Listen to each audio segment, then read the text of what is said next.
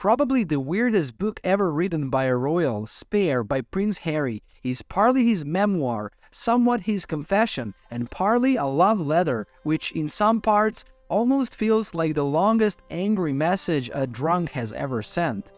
This shocking, eye-opening memoir has it all wrapped up in pages miring in a paradox, to draw endless attention in an effort to renounce fame. In Chapter 1, Harry highlights how he was at Balmoral while his mom was in Paris with Dottie. He recalls the first meeting of Dottie and Diana in Saint-Tropez. He talks about how they loved that holiday and thought that Dottie seemed nice enough. This chapter also talks about how William and Harry thought that as long as their mom is happy, they're happy.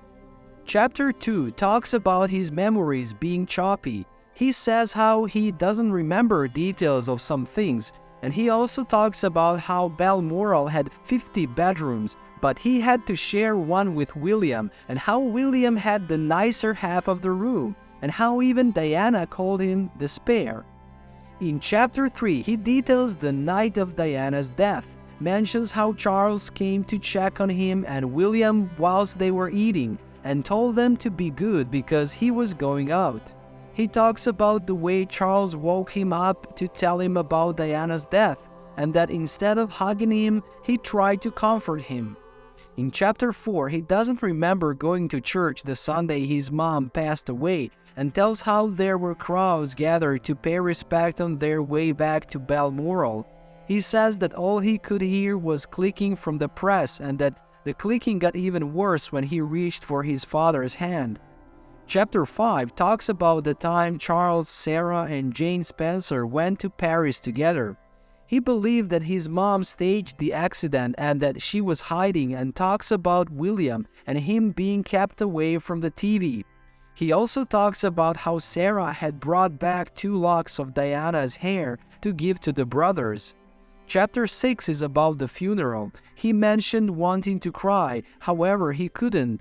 He also says how he wanted to talk to William behind the coffin, and that he finally cried at the Althorpe when the coffin was lowered into the ground, and says that he didn't cry because his mother died, but because the idea of it was tragic. In Chapter 7, he talks about going back to school after his mom's death, and somewhere around his birthday. He remembers his Aunt Sarah giving him the gift his mom had bought for him before she died, and that it was an Xbox, which he was very happy with. In Chapter 8, he talks about having a crush on one of the matrons at school, and says how hot they were.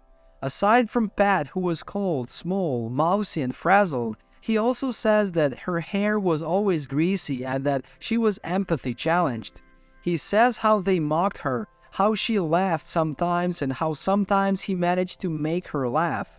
In Chapter 9, he says how his teachers asked him to write a final letter to his mom, but that he wouldn't believe that she was dead.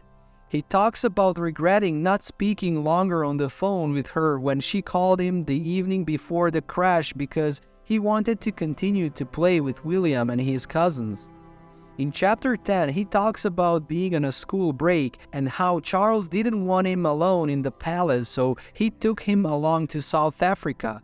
He says that it was a PR trip for Charles to improve his image, how he tried to be a good dad but had trouble being intimate.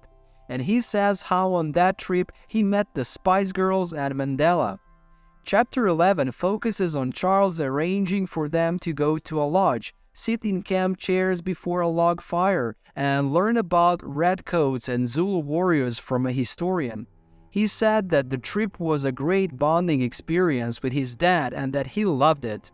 In Chapter 12, he talks about how his history teacher found him odd because he was a British prince who didn't know British history. He describes how annoyed he was when the teacher would say that he should know about kings because it's his family, and how she gave him a gift which was a ruler with all British monarchs on it.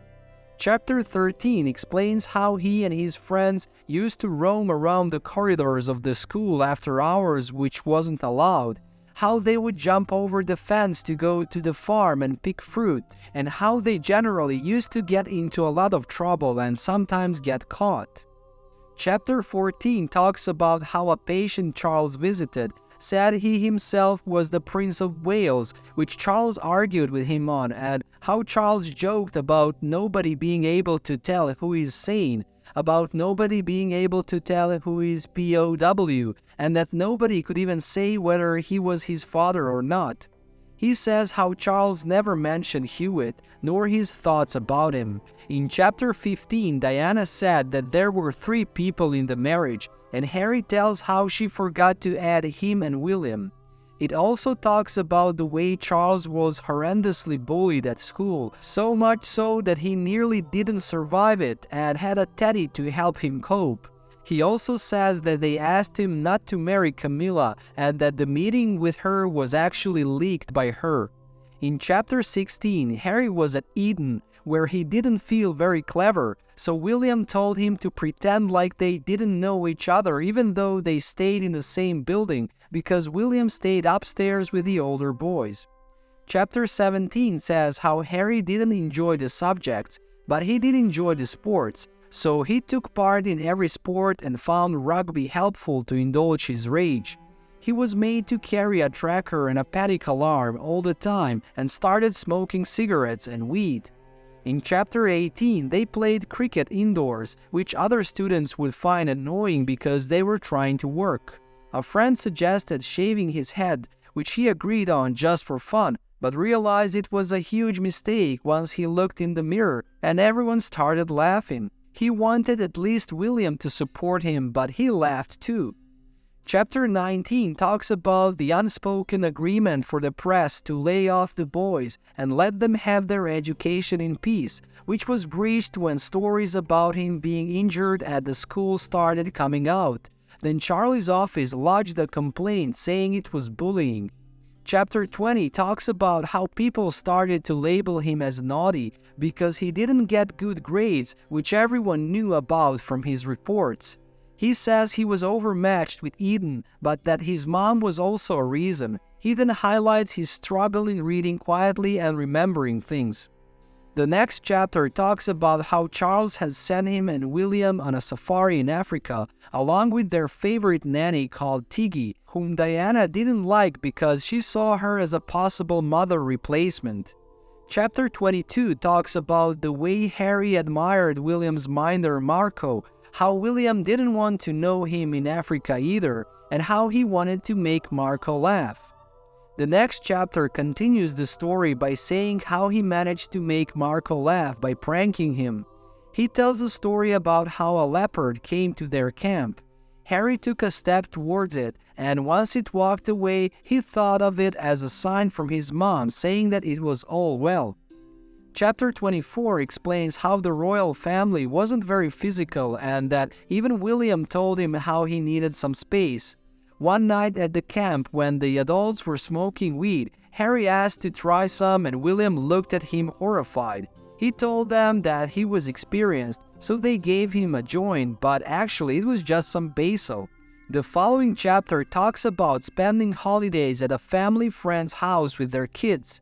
They played games together and got hurt. They even played shooting games where they would chase each other around or only chase Harry, and they also bombarded one boy with rockets so he fell into the hole, as he says, lucky to be alive. In chapter 26, Harry and William argue, scrapping, scuffing, so Charles tells William to get out of the car during the argument one day, and he ends up being annoyed that Harry got away with it, so he gets in the car behind and Harry sees him in the back window as he says, plotting his revenge. In the next chapter, we discover details about the time he went on a stalker initiation when he was 15. He shot a deer and then he vomited. He loved nature, so Charles told him that he had to know when to leave nature alone and when to call. Chapter 28 says how William also enjoyed stalking, so he stayed back in Norfolk, saying that he wanted to shoot partridges, but he was lying. He actually didn't want to go skiing and face the wall of photographers, and Harry felt guilty for enjoying skiing when his mom despised that place. The next chapter talks about Harry having driving lessons with Charles when he was a child. He would sit on his lap on private roads and he would teach him how to drive. He also says how Prince Philip tended to grill, though spaghetti was his specialty, says that the Queen's specialty was salad dressing, and how he laughed with his grandma and drank a cocktail in front of her. The next chapter talks about the details like him being at school and watching the Twin Towers burning on 9/11 just a couple of days before he turned 17. In the chapter after that, he still believes that his mom is alive and that she's coming back for him and William. He has elaborate dreams about her and sometimes tells himself that his mom really is dead, but that he needs solid proof. In chapter 32, he smokes weed with his friends in the school's bathroom and they laugh. He talks about seeing a fox one day whilst high and feeling a connection, so he thinks it was a message like a leopard, sent to him from some other realm or from the future. In chapter 33, he explains how there was a basement in Balmoral where he and William would hang out with others.